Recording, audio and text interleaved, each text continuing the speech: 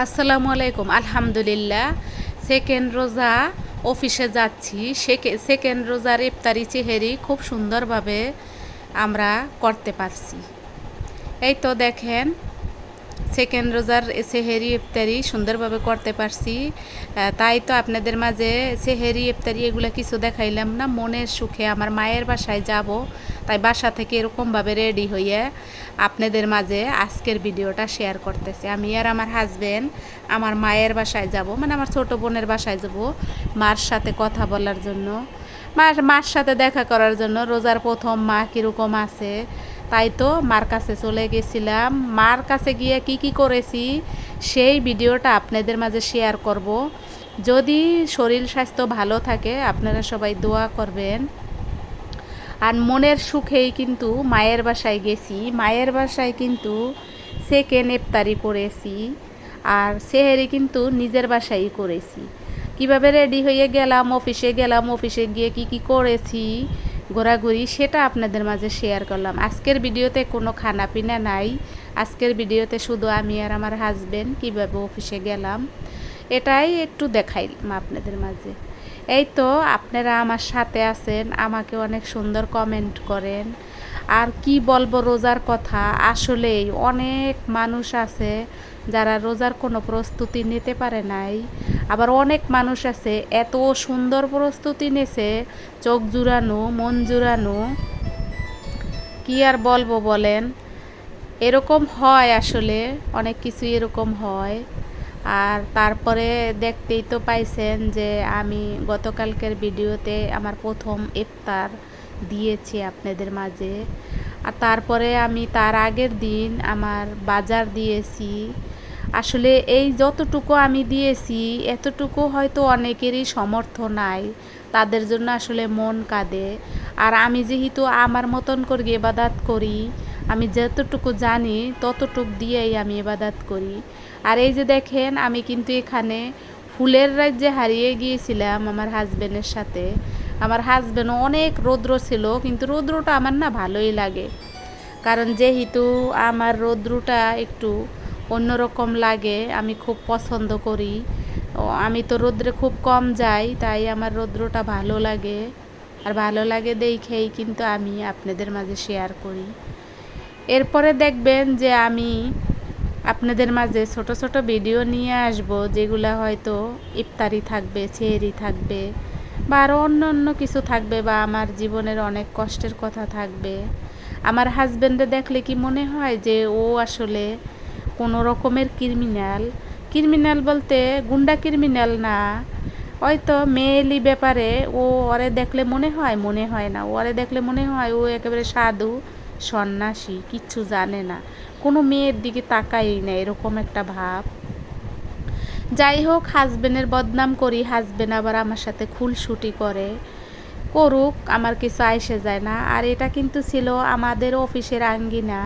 আমাদের অফিসের আঙ্গিনা কিন্তু এরকম, আমাদের অফিসের সামনে যে ফাঁকা জায়গাটা, সেই জায়গাটা, আমি যে অফিসে চাকরি করি সেই অফিসের ফাঁকা জায়গাটায় এই ধরনের গাছ আছে। আর এই ফুলগুলো কিন্তু আসলে খুব সুন্দর লাগে দেখতে, আমার তো খুব ভাল লাগে। আর এটাই কিন্তু ইয়েলো অরিজিনাল দেখা যাচ্ছে, এরকমটাই আমার ভালো লাগে। আর তারপরে দেখেন, আমি একটু এখানে আমাদের এখানে যেহেতু একটু পার্কের মতন ছিল, আসলে ঘুরতে যাওয়ার মতন তো ওইরকম অ্যাবিলিটি আমাদের নাই, আর যাওয়া আছে তা দিয়ে সম্ভব না, সময়ের অভাব, সময়ও পাই না। আর এখন তো আবার রোজা, যার ফলে আরও সীমাবদ্ধতার ভিতরে থাকতে হয়। এই যে দেখেন, এখানে একটা ফুল ফুটেছিল, যে ফুল দিয়ে হিন্দু সম্প্রদায়েরা পূজা দেয়, ওই ফুল ফুটেছিল। যাই হোক, আপনারা আমার সাথে এতক্ষণ ধরে আমার ভিডিও দেখতেছেন। আমি যে একটু বাতাসে হাওয়া খাইতেছিলাম, আর ঘোরাঘুরি করতেছিলাম, আমার হাজব্যান্ডের সাথে খুনসুটি করতেছিলাম, সেগুলো নিয়ে আপনাদেরকে আজকের ভিডিও দেখাইলাম। তার কারণ আমার কিন্তু একটা ফোন আসতেছে, খুব বারবার বাজতেছিল ফোনটা, আসলে কে দিচ্ছে আমি জানি না। যাই হোক, আমি আপনাদের মাঝে বারবার এভাবে ফিরে ফিরে আসি, ফিরে ফিরে এসে আপনাদের সাথে অনেক ধরনের কথাবার্তা বলি।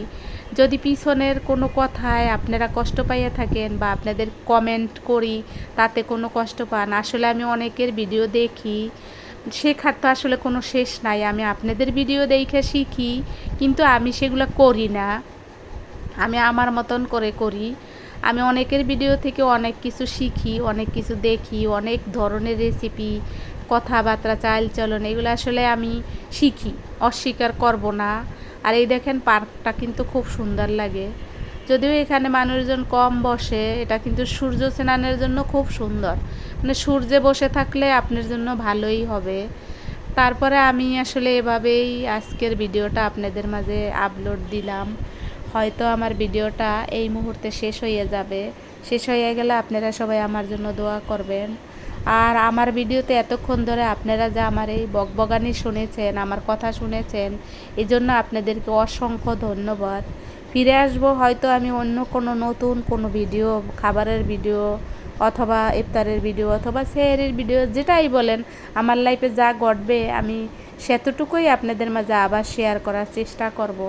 আর আমার কথায় কোনো ভুল ত্রুটি থাকলে ক্ষমা সুন্দর দৃষ্টিতে দেখবেন। এই মাসটা যেহেতু ইবাদতের মাস, সবাই সবাইকে ক্ষমা করে দিয়ে সবাই আমরা এগিয়ে যাই সামনের দিকে, সবাইকে সঙ্গে নিয়ে এগিয়ে যাই।